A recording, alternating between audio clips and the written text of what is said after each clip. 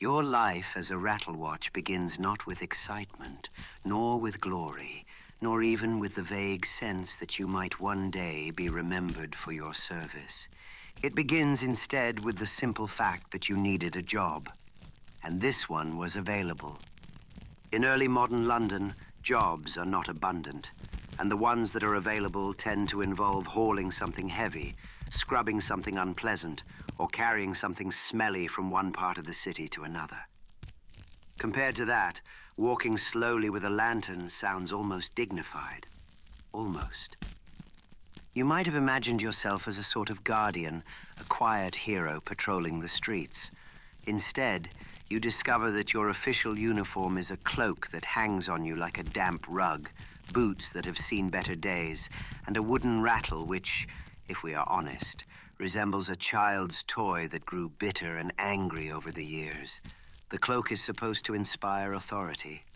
In practice, it inspires itching. The wool is thick, scratchy, and smells faintly of all the men who wore it before you. London is not a city that launders its civic garments very often, and so you wear not just the cloak, but the faint aroma of decades of sweaty predecessors. Your boots are thin-soled. The cobblestones of London will be your enemy, jabbing at your feet through the night. You already know that by morning, your toes will feel as though they've been individually negotiated by the stones beneath you. The lantern is simple, wood and iron, with a small panel of glass. Inside, a flame flickers. You will spend half your shift coaxing this flame to live, like an ungrateful child who refuses to thrive no matter how much you encourage it. And then, of course, there is your rattle. A curious device, a wooden contraption with gears and slats that clatter together loudly when spun. It is designed to be an alarm, a cry for help, and, if we're being completely honest, an excellent way to wake up anyone who is foolish enough to fall asleep in the vicinity. This is your arsenal. No sword, no musket, not even a stout stick. Your weapons are noise, dim light, and a reputation that is best described as present, if not respected. You leave the watch house as dusk fades into night. The city exhales, and the world of day gives way to the world of night. Daytime London is chaotic. Carts clattering, merchants shouting, dogs barking, apprentices running errands with the enthusiasm of men condemned. Nighttime London is different. The voices grow quieter, the shadows grow longer, the smells somehow grow worse. The streets are narrow, winding things, flanked by tall, timbered houses that lean toward one another as if conspiring in whispered secrets. Their upper stories jut out, sometimes nearly touching across the street, which means your lantern flame often feels smothered by the weight of looming wood. The air is damp. It usually is. The Thames breathes moisture into the city, and the cobblestones hold puddles that never quite dry. Your boots, predictably, are already damp within minutes. You take your first steps into your new life, and you announce the time, because that is part of the job. Past 9 o'clock, and all's well. Your voice echoes, bounces down the street, and disappears into the dark. A dog barks in reply. Someone inside mutters, "Quiet down, you fool." And so it begins. Your patrol is not glamorous. You are expected to walk slowly, steadily, through your assigned ward of the city. Not too fast, not too slow. The point is not to chase trouble, but to suggest by your presence that trouble is unwelcome. Of course, London has never been very good at listening to suggestions. You pass a row of taverns, their doors closed now, but the smell of ale still seeps into the street. A staggering drunk bangs against a shutter from the inside, singing the tail end of a ballad that was probably never in tune to begin with. You clear your throat. Past 9 o'clock, and all's well. He slumps into silence. Your first small victory. The truth, though, is that most people would rather you didn't shout the hour at all. To the weary worker who finally managed to fall asleep, your voice is an unwelcome intrusion. And to the thief lurking in a shadow, your voice is simply a helpful indicator of where not to stand. But tradition is tradition, and so you call the hour, every hour, all night, even if no one thanks you. Especially because no one thanks you. As you walk, you notice things that daytime Londoners do not. By day, people see the bustle, the noise, the trade. By night, you see the aftermath. You see the fish barrels left out too long, the bones scattered by stray cats. You see chamber pots emptied carelessly into the gutter, trickling their way toward the Thames. You see shutters nailed shut and bolted as though the darkness itself were a burglar determined to enter. You see the sky, too, when the clouds permit it.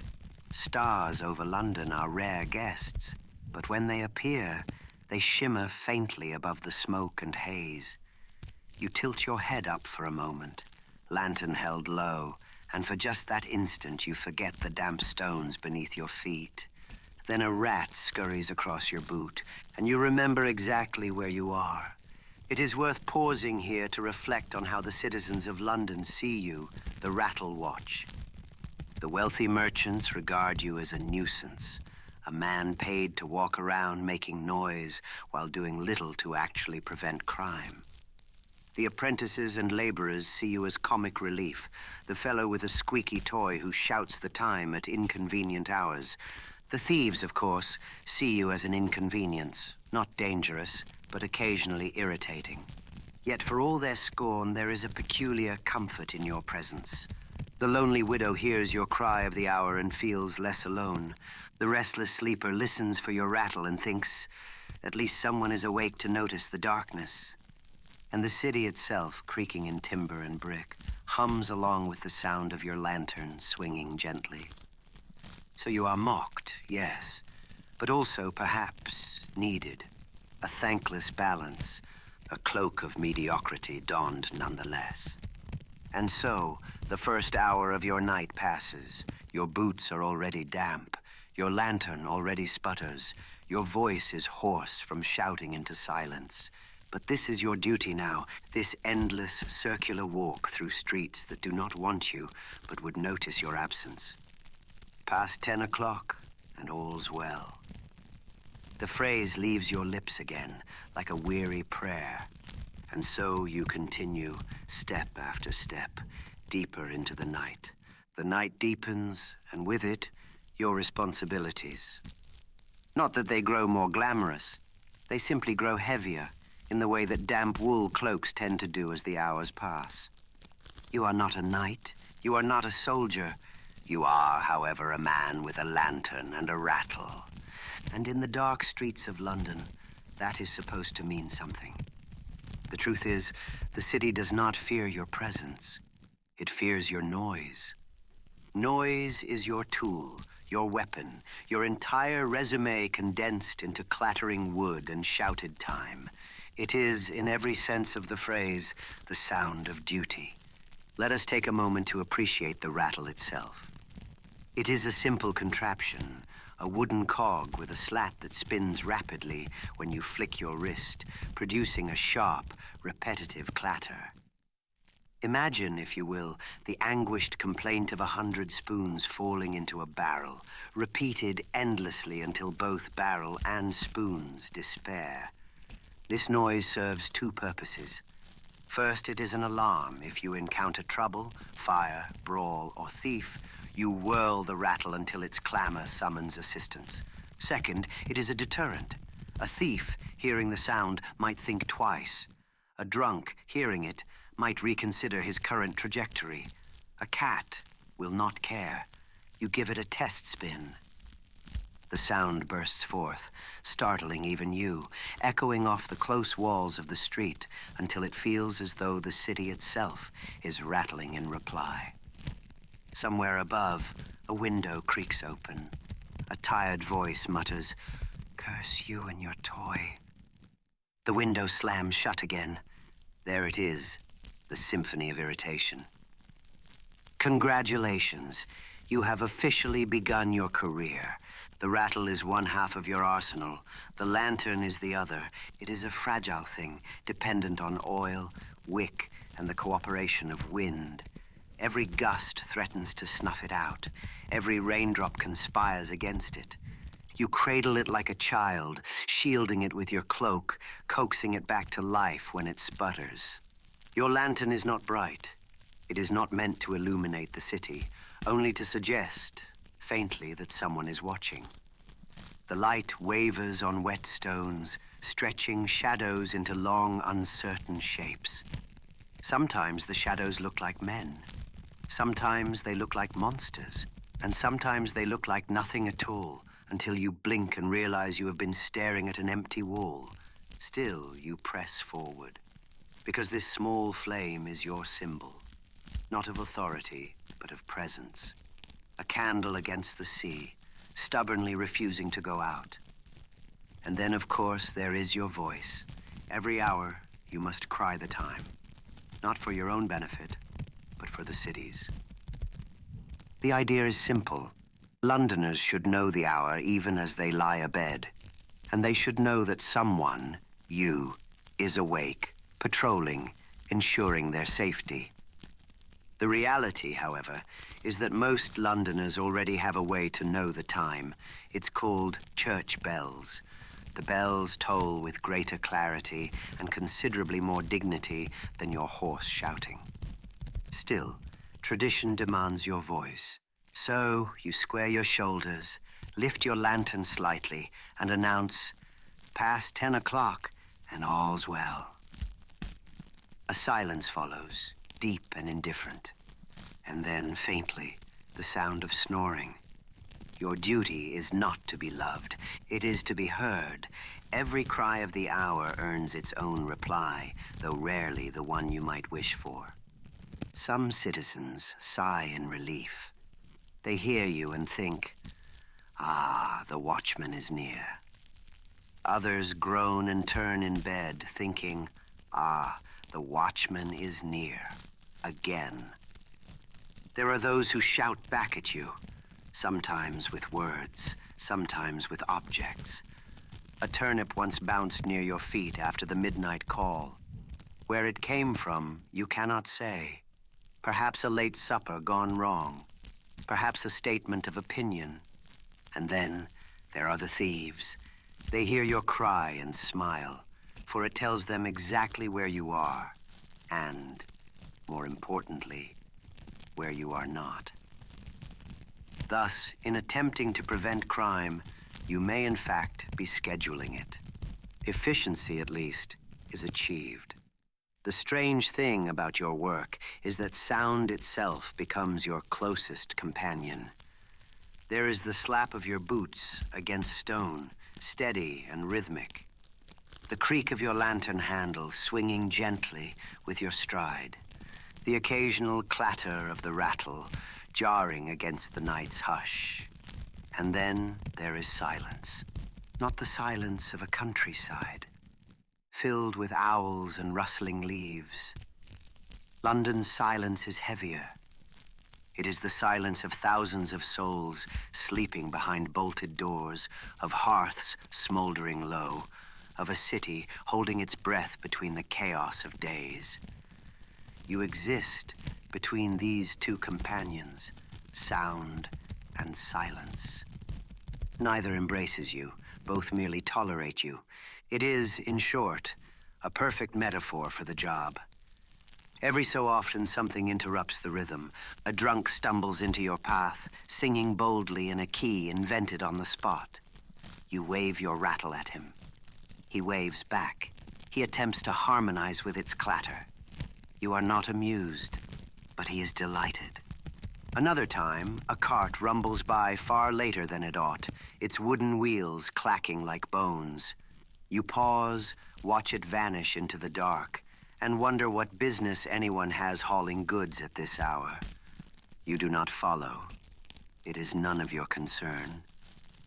Cats duel noisily in alleys, their yowls echoing like quarrels between lovers. You shine your lantern their way, and they scatter, leaving you to wonder who truly rules the night. And once, just once, you hear faint music. A lute, strummed delicately, from an upper window. A song of longing, played for no one in particular. You stop walking. You listen. For a moment, duty falls silent. And when the song ends, you sigh and whisper into the night. Past 11 o'clock and all's well. It is strange how the sound of duty can feel both hollow and heavy at once. You shout the hour because you are told to. You rattle because you must. You light the lantern because otherwise you will be invisible. And yet, beneath all of it, there is a peculiar truth. If you did not do these things, someone would notice. Not everyone, not most people, but someone. And that small awareness, that flicker of presence in the vast city, is enough to justify your existence here. You may not be loved, you may not be thanked, but you are heard. And sometimes being heard is all the duty requires. The night wears on. Your voice grows hoarser.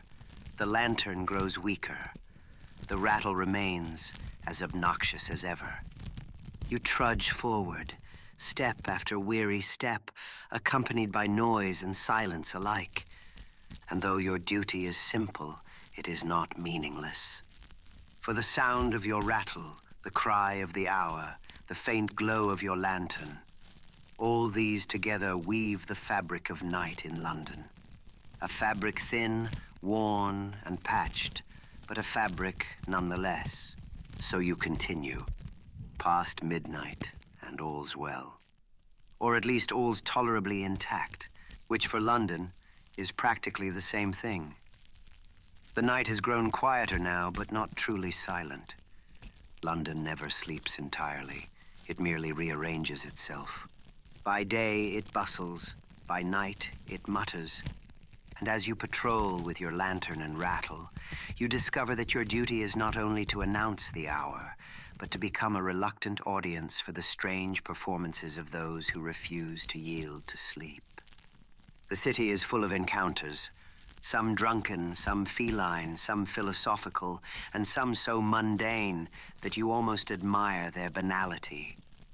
You begin to suspect that this is the true essence of the job, not heroism, not order, not even vigilance, but simply bearing witness to humanity at its most restless.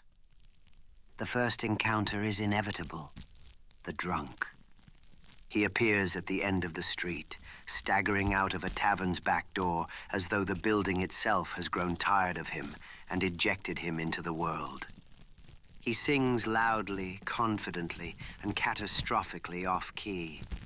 The words are lost, but the enthusiasm is undeniable. You raise your lantern. Its light spills over him, and for a moment he squints at you as though you were a celestial being. You, meanwhile, are considering how best to remind him that public disorder is frowned upon. You choose the rattle. A swift whirl, a sharp clatter, the angry cricket song of your trade. The drunk pauses. He smiles. He claps. And then, astonishingly, he begins to dance. Your rattle has become his accompaniment. You, unwilling, have become his musician. And though you are tempted to scowl, some part of you admires the man's ability to transform civic discipline into merriment. Eventually, he collapses against a wall, exhausted, and begins to snore. You leave him there. You are a watchman, not a nurse. Your next companion is a cat. It sits upon a fish barrel, perfectly balanced, its tail swishing like a pendulum, keeping its own private time. Its eyes gleam in your lantern's glow, 2 green coins minted by the night itself. You call the hour. Past 1 o'clock, and all's well. The cat blinks slowly, unimpressed. Cats are not moved by duty. They are not swayed by lanterns or rattles. They are the true governors of the night. and you are merely a man with squeaky shoes. You nod respectfully, as one professional to another, and continue walking. The cat yawns. You cannot help but feel you've lost the exchange. Further along, you meet a fellow RattleWatch. His lantern swings, his cloak drags, his boots squelch in the same puddles as yours. The two of you exchange a nod. Words are unnecessary. You already know what he would say. Yes, my feet hurt too. Yes, the rattle is annoying. Yes, this is our life. The nod is enough.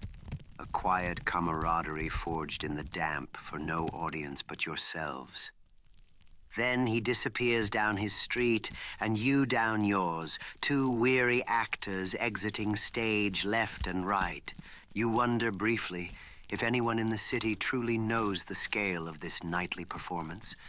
Dozens of men pacing endlessly, announcing the hours, rattling into silence.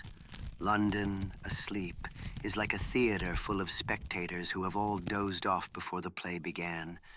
And yet still the actors continue. Not all encounters are so dreary. Sometimes you meet a poet. Not a famous one, certainly not a successful one, but a poet nonetheless, leaning out of a window, parchment in hand, muttering verses to the night. You pause, partly because your lantern has caught his eye, and partly because you cannot quite believe someone is voluntarily awake at this hour without being drunk. He reads to you. He does not ask permission. His words are halting, earnest, and perhaps not entirely coherent. They concern love, or time, or the injustice of bread prices. It is difficult to say. You nod gravely. You murmur, "Past 2 o'clock and all's well." He beams, as though your words were a review of his work. Then he withdraws, inspired to scribble more nonsense by candlelight. You continue walking. You suspect his poetry will not change the world. But perhaps it has changed his night, which in a way is the same thing. Not all encounters have names. Sometimes you glimpse only shadows. A figure slips across an alley, vanishing before your lantern can catch it. Another crouches briefly at a doorway, then dissolves into the dark. You consider rattling, but decide against it. This is not cowardice, it is discretion. Your employers did not hire you to chase shadows. They hired you to announce the hours and to make noise when necessary. Heroics, after all, are not part of the job description, and so you walk on, leaving the shadows to their secrets. London is built on secrets. To attempt to uncover them all would be to tear the city itself apart. There are, too, the encounters you sense but do not share. Behind shutters, voices whisper. Lovers quarrel in low tones. Parents hush restless children. Apprentices grumble about their masters. You hear them faintly, through wood and stone, the muffled hum of private lives unfolding without you. You are not invited into these conversations. You are only the reminder that someone is outside, pacing, listening to the general murmur of the city's heart. And strangely, that is enough. As the night wears on, you begin to realize that London itself is your greatest companion. The city breathes, the city stirs, the city creaks in its timbers and shifts in its stones. Every alley has its character, every doorway its posture, every puddle its patient reflection. You do not merely walk streets, you walk among moods. The drunk was comedy, the cat was disdain. The fellow watchman was solidarity, the poet was earnest futility, the shadows were suspense. And together, they form a tapestry, a patchwork quilt of encounters that is stitched together by your footsteps and your faint, hoarse voice. This is what it means to meet the night. Not to conquer it, not to tame it, but simply to encounter it, to greet its strange citizens, and to pass on. The hours drift forward. Your lantern sways. Your rattle remains quiet for now. You have not saved anyone. You have not stopped crime. You have not performed a deed that will echo into history. But you have met the night on its own terms. And perhaps that is enough. Past 3 o'clock, and all's well. The drunk still snores. The cat still reigns. The poet still scribbles. And you, still walking, still watching, still listening, you continue. London is a city of wood. Timber houses lean against timber houses, their beams as dry as gossip and just as combustible. Roofs are thatched, ovens are roaring, candles flicker in every window, and chimneys belch sparks with the enthusiasm of a drunk retelling his favorite story. It does not take much imagination to see the danger. A Getlin ember, a single unattended candle, a single baker leaving the oven door ajar, and the city would glow in a way no one could admire. Fire is not a possibility, it is an inevitability, and your sworn enemy. You walk the streets with lantern in hand, but your eyes are not on the ground. They are fixed upward, scanning windows for the faintest glimmer of flame where flame should not be. Your job description may say, patrol and keep order. But the unwritten line beneath it reads, make sure the city does not ignite itself. And so you live in a kind of nervous suspense, every flicker of light a potential disaster. A shutter opens with a candle too close, your stomach clenches. A chimney exhales a little too much smoke, your breath holds. A bakery smells just a little too warm. Your imagination sprints ahead to buckets, ashes, ruin. The people inside sleep peacefully, but you imagine how quickly their peace could vanish. Candles are everywhere. Every household needs them. Every tavern burns them. Every poet insists on dripping wax over parchment like some sort of wax-drenched martyrdom.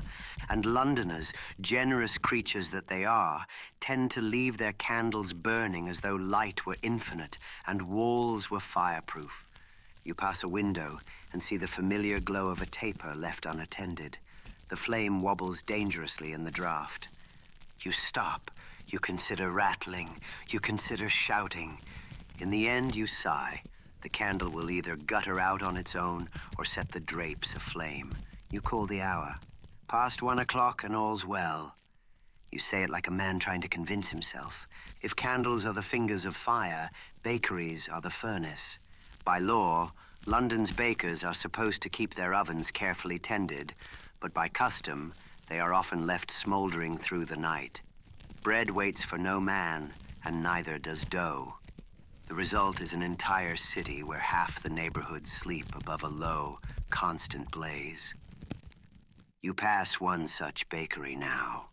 The shutters are drawn, but the smell of hot brick and scorched flour lingers in the air. You know, as surely as you know your own aching feet, that this is where disaster will someday come. Not tonight, perhaps. Not tomorrow. But someday. And when it does, they will say, how could such a thing happen? And you will think, it was always happening. We simply waited long enough to notice. What happens if the worst occurs? This is your nightmare scenario. Smoke rising from a roof, orange light flaring, heat radiating into the night. Your rattle spins wildly, clattering with desperation, the signal to summon neighbors, and then begins the ancient, hopeless ritual of the bucket brigade.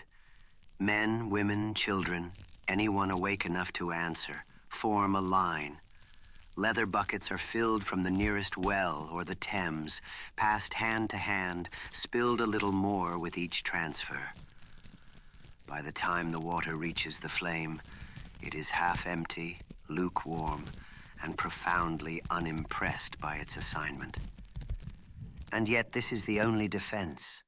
A string of weary humans tossing water at fire, praying that the blaze decides to be merciful. You've never seen the brigade succeed in grandeur. At best, it manages to fail slightly less. It occurs to you, as your lantern flickers, that fire is not only a physical threat, it is a metaphor. Fire is appetite. Fire is carelessness. Fire is the consequence of too many humans living too close together with too many bad habits.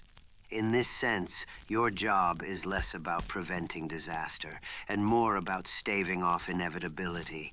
You are like a man standing on the shore with a broom, tasked with sweeping away the tide. The tide will win.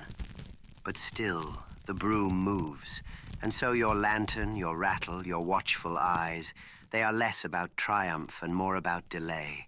Buy the city one more night of peace. Postpone the flames until tomorrow. And perhaps, in postponement, there is meaning. You remember the stories. The fire of 1212, when London Bridge itself burned and hundreds perished, trapped between flame and water. The fire of 1633, when 42 houses vanished in smoke and sparks. And though the greatest fire of all has not yet come, the one future historians will label great, with both awe and sarcasm. You can feel it lurking. London is a tinderbox with a Latin education. It wears the mask of civilization, but beneath, it is as fragile as kindling. You do not need prophecy to know this. You only need to walk these streets at night with your lantern in hand and smell the smoke that never truly leaves the air.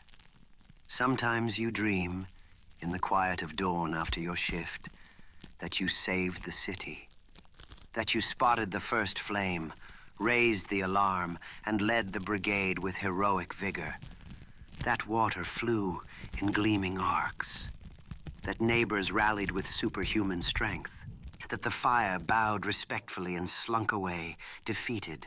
And in your dream, the people of London applauded. They cheered your name. They lifted you on their shoulders, rattle and all. Then you wake up. Your cloak is still damp. Your boots are still thin, and no one remembers your name at all. Dreams are a generous place. Reality is somewhat less so. And so you walk. You glance up at every window. You squint at every chimney. You sniff the air for the faintest trace of smoke.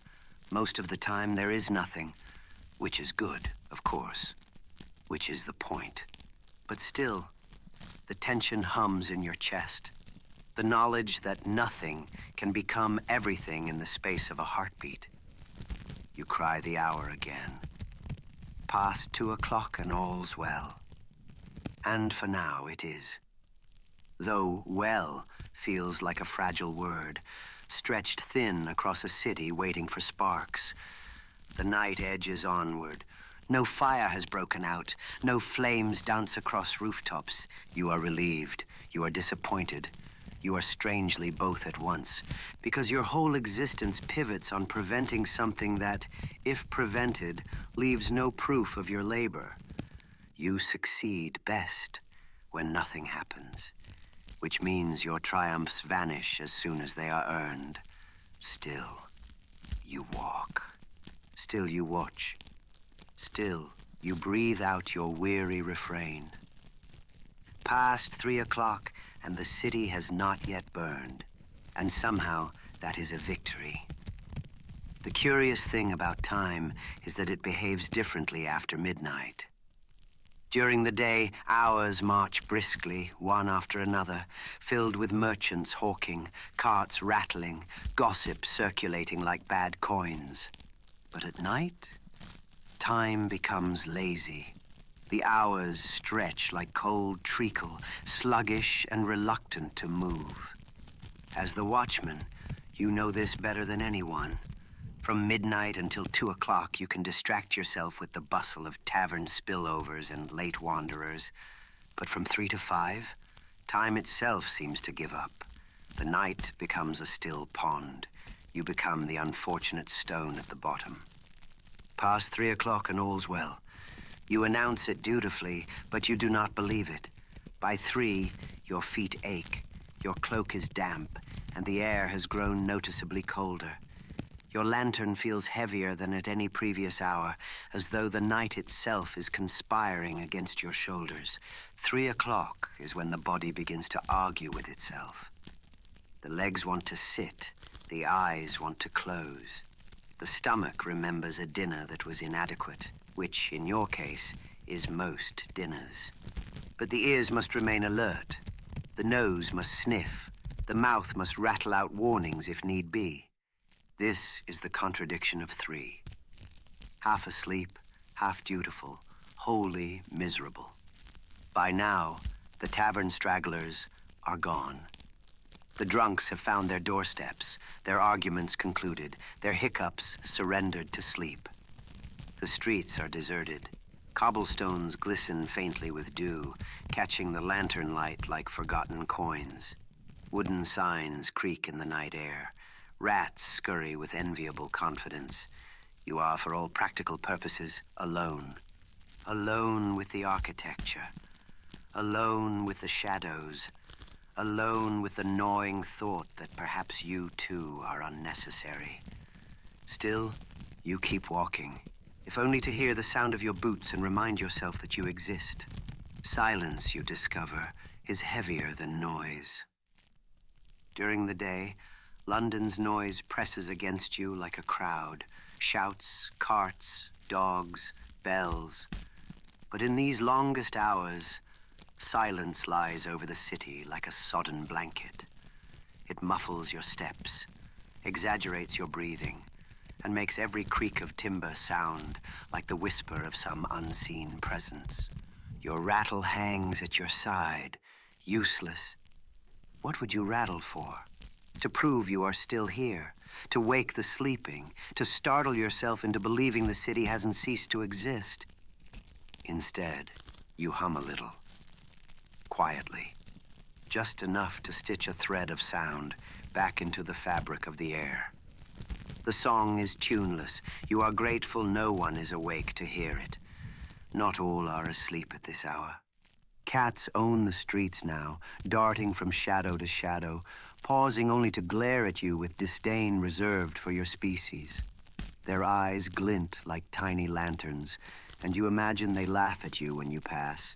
There are also the rats, cheerful, industrious, untroubled by curfews. They squeak and scatter, always faster than your boot. You consider them your colleagues in this nocturnal labor. They are at least as productive. Once in a while, you meet a fellow watchman at the edge of your patrol.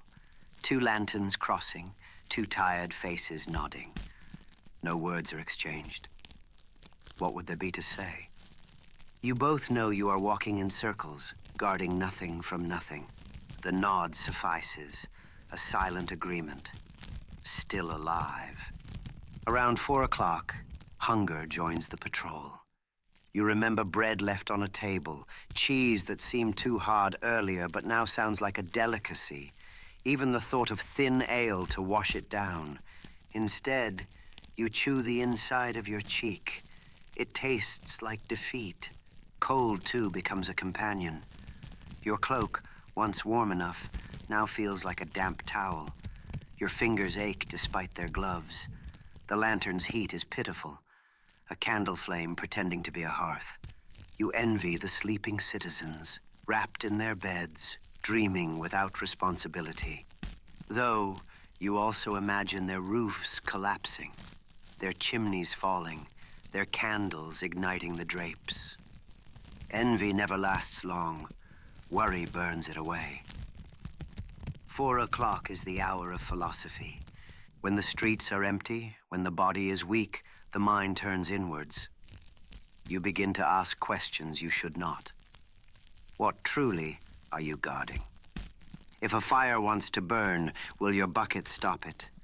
If a thief wants to steal, will your lantern blind him? If time itself wants to march forward, will your cry of the hour slow it down? The answer is always no, but the mind enjoys asking anyway. So you walk in circles, chasing questions that will not answer themselves until you feel more like a philosopher than a guard.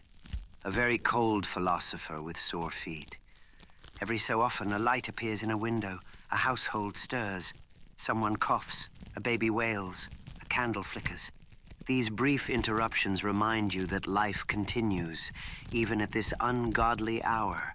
It comforts you, though you know the reasons for waking are rarely pleasant. Illness, hunger, bad dreams. Still, you are grateful for the proof that humanity exists outside your lantern glow. Once, you even see a baker begin his morning labor. He emerges from his doorway with bleary eyes and an apron already streaked with flour. You nod. He does not. Perhaps he resents your judgment of his oven. Perhaps he simply does not see you. The bread will be ready for others, not for you. 5 o'clock is cruel. The sky has not yet brightened. The air has grown colder still. And worst of all, you are nearly finished. Nearly, which is worse than not finished at all. The final hour drags with malicious intent. Every minute insists on being counted twice. Every step feels longer than the last. You cry the hour, past 5 o'clock and all's well. It sounds like a lie, but it is a lie you are obligated to tell.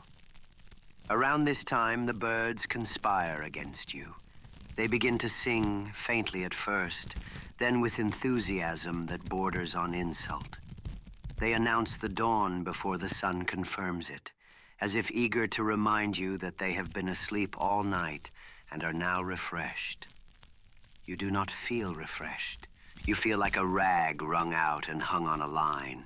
The birds, however, seem to mock you with every chirp. You contemplate throwing your rattle at them, but that would mean climbing a tree, and you are far too tired for heroics. At last, the sky softens. A pale gray seeps into the blackness, hesitant but steady. The city begins to stir. The still pond of night ripples into movement. Carts creak, doors open, voices rise. The silence lifts, replaced with the ordinary chaos of London, and with it, your shift draws to a close. The longest hours are over. The broom has swept the tide for one more night. You return your rattle. You hand back your lantern. No one thanks you, of course. The city assumes survival. Gratitude is reserved for miracles, not for maintenance. But you know. You know you walked those streets. You know you fought the silence.